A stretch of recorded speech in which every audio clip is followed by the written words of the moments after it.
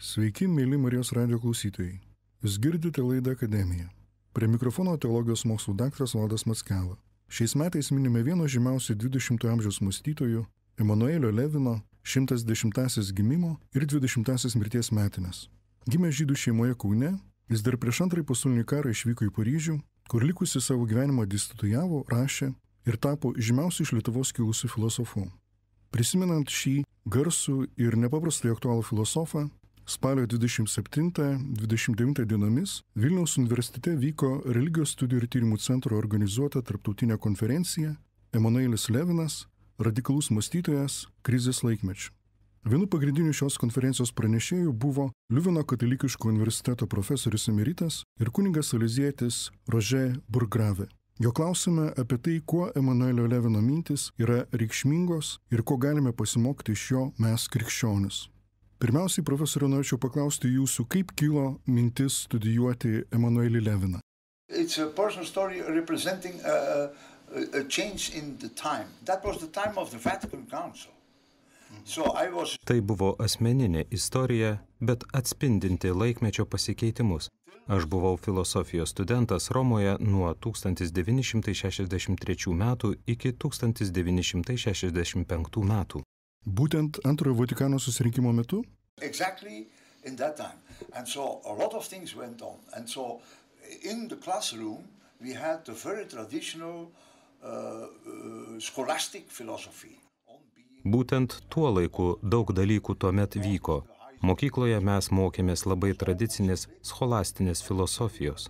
Mokėmės apie Dievą kaip būtį, taip vadinamosios ontoteologijos, kad Dievas yra didingiausia būtis.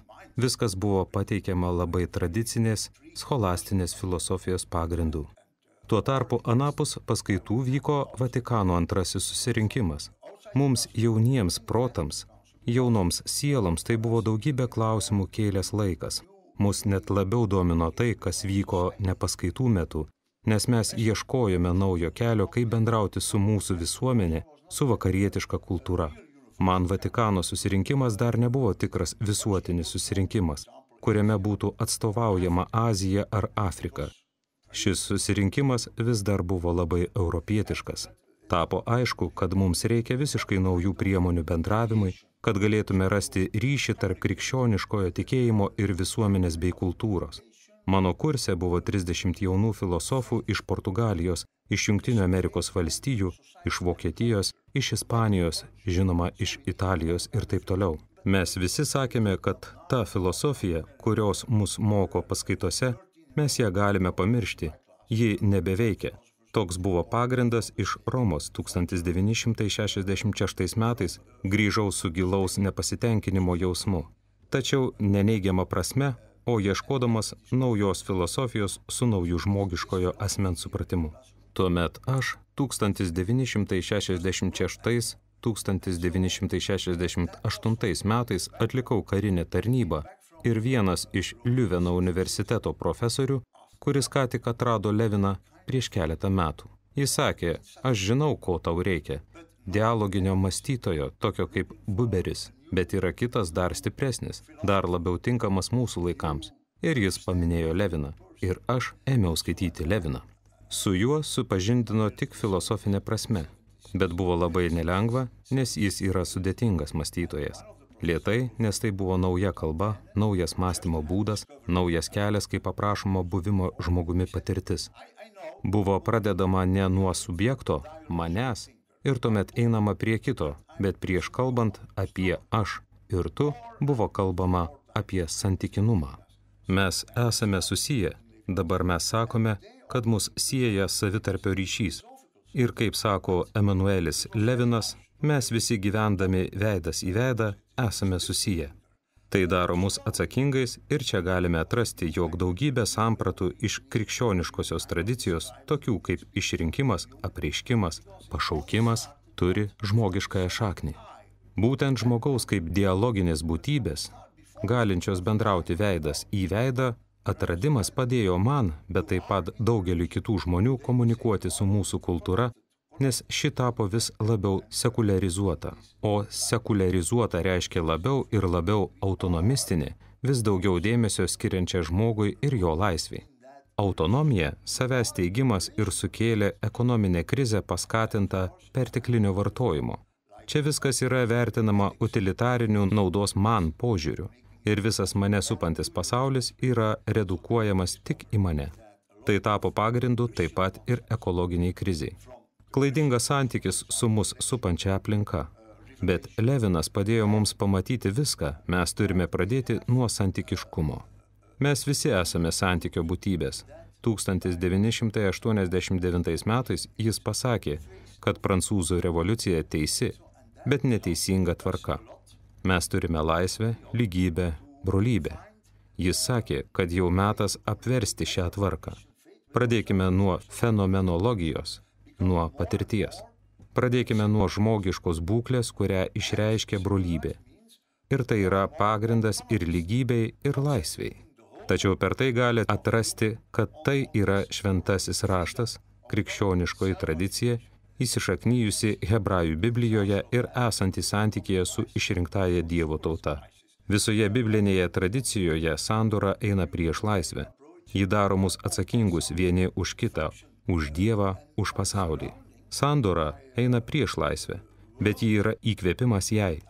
Levinas mano kartai ir ypatingai man suteikė žmogišką pagrindą, nebūtinai susijusiu su tikėjimu. Tai prieinama kiekvienam, sandoros idėja, brolybės idėja, kaip klausimas, kuris užduodamas Kaino ir Abelio istorijoje. Ar aš esu savo brolio sargas? Levinas atsako, taip, mes esame sukurti būti vienas kito sargais. Mes esame sukurti, esame įsišaknyję į šią būklę, kad būtume atsakingi vieni už kitus. Ir tai yra pagrindas laisviai, bet taip pat visuomeniai. Tai mane visada versdavo susimastyti ir intrigavo, kad Levinas yra ne tik mąstytojas apie santykį veidas į veidą. Jis taip pat yra ir socialinis mąstytojas. Tačiau šis aspektas nebuvo pastebėtas. Levino studijų pradžioje buvo neatsižvelgta į du dalykus. Filosofai nepastebėjo, kaip labai Levinas yra įsišaknyjęs žydiškoje tradicijoje.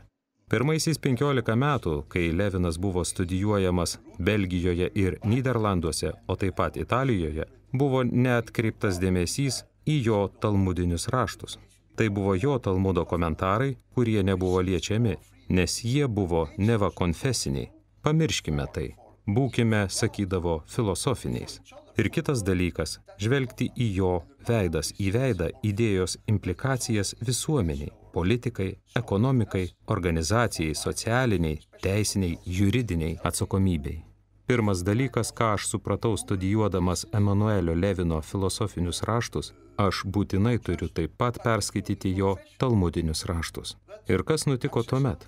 1975 metais aš buvau jaunas studentas ir atlikęs karinę tarnybą turėjau pasirinkti temą savo magistriniam darbui. Levinas tuo metu dar nebuvo žinomas. Aš nuėjau pas vieną teologijos profesorių ir aš pasakiau, norėčiau studijuoti Leviną, Emanuelį Leviną. Ir jis atsakė, taip, Levinas, kas jis? Aš jo nežinau. Aš paaiškinau ir jis pasakė, gali rašyti, bet tai tavo paties atsakomybė. Aš pataisysiu vien tik gramatinės klaidas.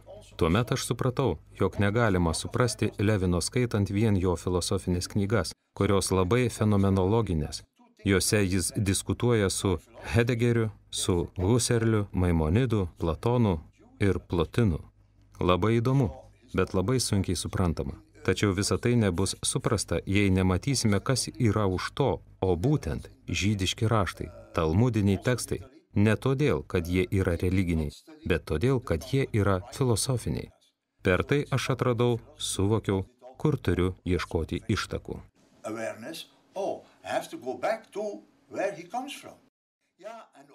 Tuomet aš atradau, o jis yra gimęs Lietuvoje, žinoma, kad žinojau patį faktą, bet ką jis reiškia.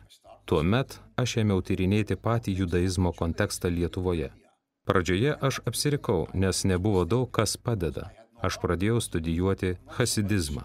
Tuomet aš susipažinau su Levinu asmeniškai 1976 metais ir turėjau galimybę keletą kartų nuvykti į Paryžių ir pakalbėti keletą kartų su juo. Ir netrukus aš paklausiau, kaip čia yra, kad esate toks kritiškas entuziazmui, O tai juk tai būdinga schadistiškai tradicijai, šokis, emocionalus tikėjimas ir taip toliau. Jis sakė, ne, no man čia, je suis pas hasidik, aš nesu hasidas. Aš atvykau iš Lietuvos, todėl esu mitnagedas. Aš vis dar atsimenu šį žodį. Jis paaiškino, ką reiškia būti mitnagedim, ką reiškia Vilnius, ką reiškia Kaunas, kas buvo Vilniaus Gaonas. Jis buvo labai žymus savo laiko žydų mokytojas ir Levino žodžiais jis nepriklausė hasidų judėjimui bei mitnagedų judėjimui. Tai buvo opozicinis judėjimas pernelyg emocionaliam religingumui, nes mitnagedim buvo tie žydai, kurie skaitė Biblijos tekstus ir juos taikė vadovaujami mokytojų. O tai jau yra refleksija, tai mintis, tai filosofija. Tai nėra tikėjimas užmerktomis akimis. Ne, atmerkime akis, diskutuokime ir per šias diskusijas. Tuomet aš supratau, štai kodėl svarbu atrasti Lietuvoje esančias šaknis. Jis taip pat minėjo, kad jo mamos kalba buvo rudu ir kad jis skaitė savo tėvo Jechielio knygų parduotuvėje. Jis ten atrado rusiškas knygas, Puškiną ir ypač Dostojevskį, Gogolį. Tai yra taip pat labai svarbi patirtis, nes čia yra krikščioniška įtaka. Kita vertus, per šį žydišką įsišaknyjimą specifinėme litvakiškame kontekste, aš supratau, kad jam būti žydu yra ne emocinis aktas. Pirmiausiai tai yra santykis su tekstu. Atverti knygą ir per aiškinimą, per komentarų klausimą ir per šių komentarų diskutavimą. Komentarų komentavimas yra mąstymo procesas. Ir tik taip tampi tikinčiuoju žydu.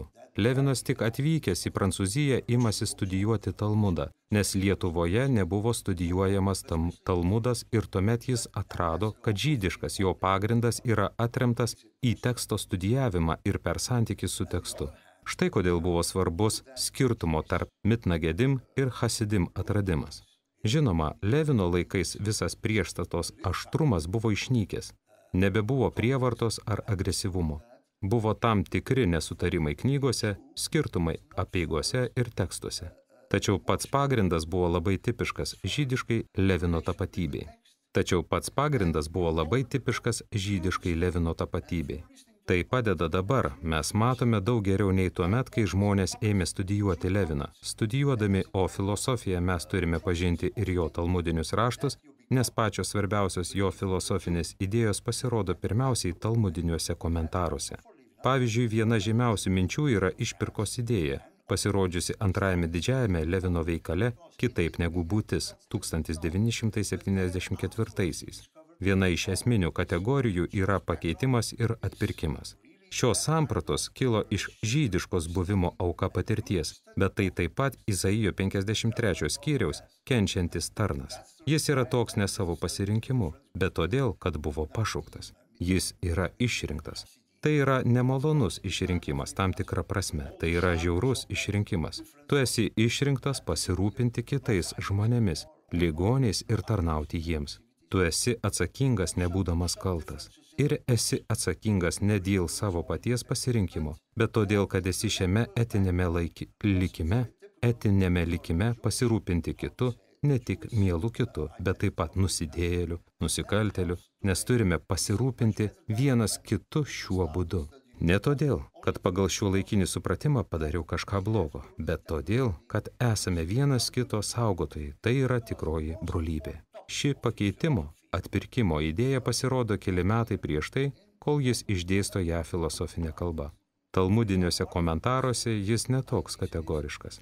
Per teksto komentarą galima suprasti, ką tai reiškia. Tai yra išrinkimas, bet taip pat atsakomybė. Atsakomybė, atsakomybė Dievop. Būdamas atsakingas randi kelią į Dievą. Ir talmudiniuose raštuose jis iš karto kalba apie Abraomą. Pradžios knyga, 18 skyrius. Abraomas dykumoje su savo šeimyna, jis pavargęs ilsisi vidurdienio karštyje.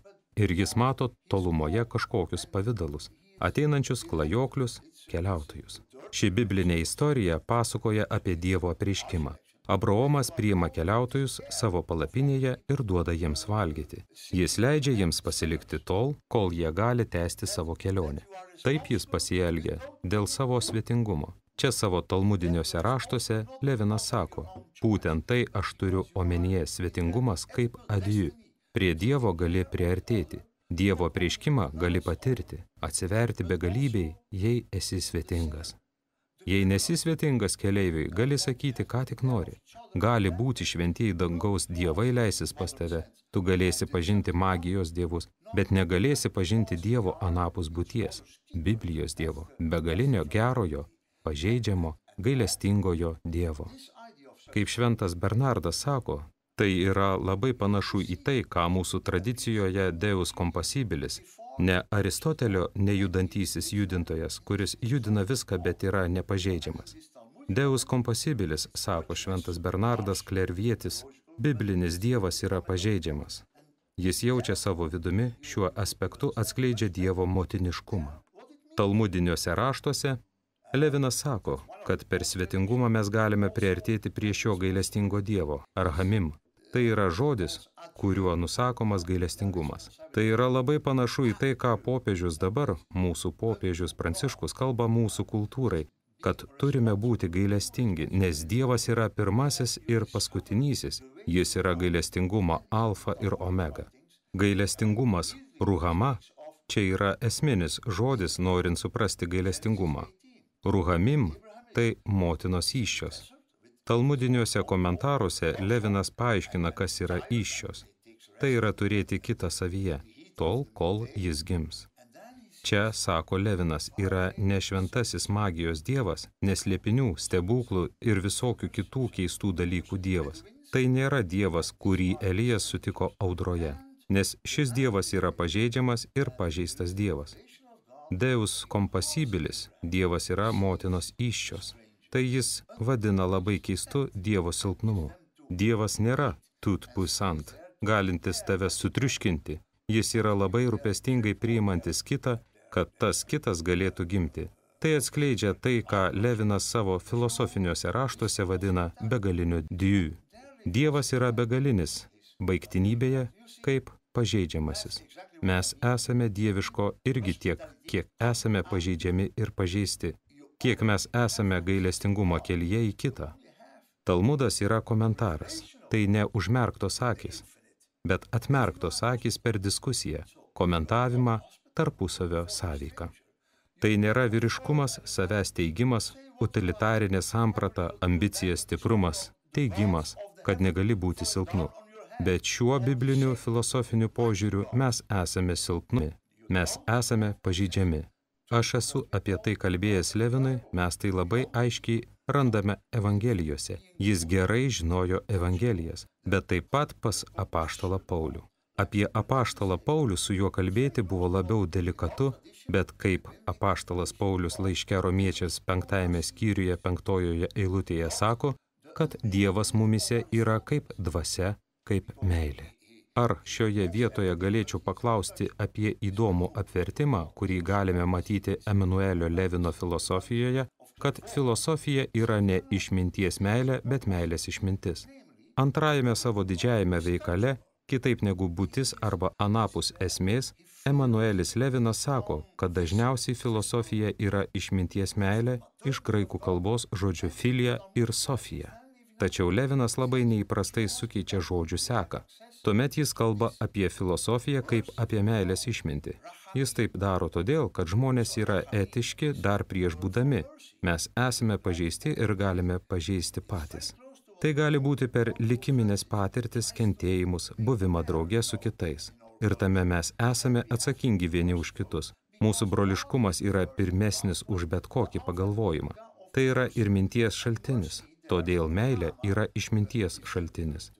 Mes galėtume sakyti, o tai gražus naujas tikėjimo, teologijos apibrėžimas. Bet ne, tai yra daug radikaliau, jis apibūdina, nusako kaip pačią filosofijos esmę, filosofijos prasmę. Filosofija nėra tik paaiškinimas apie dalykus, kaip jie funkcionuoja metafizinėme lygmenyje, bet tai yra atradimas, kad mes esame atsakingi vieni už kitus. Mes esame santykiškume, veidas į veidą. Mes turime pasirūpinti vieni kitais.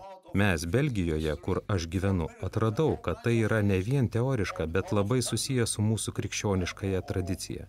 Pavyzdžiui, kaip etikas dalyvauju nacionalinėme gerovės komitete, kur mes kalbame apie 4 institucijas, kurios rūpinasi neįgaliais vaikais, protiškai neįgaliais žmonėmis, psichiatrijos pacientais, vyresnio amžiaus žmonėmis ir taip toliau. Vieną kartą mane aplankė suvokimas, kad visa šiuolaikinė etika yra autonomija, autonomija, autonomija. Bet ką daryti, kai žmonės daugiau neturi autonomijos? Tuomet iš Levino, bet taip pat krikščioniškos perspektyvos, aš supratau, jog tam reikia suteikti žmogišką kalbą. Tai yra ne todėl, kad tiki Biblija. Apie tai rašoma Biblijoje, nes tai yra tiesa. Tikroji tiesa yra šventajame rašte šiame antropologiškame žmogiškame lygmenyje. Iš čia kyla Levino brolystė, atsakomybės vieno už kitą idėją. Tai yra tas pats, kai mes kalbame apie artimo meilę. Tai yra palyginimas apie gerąjį samarietį.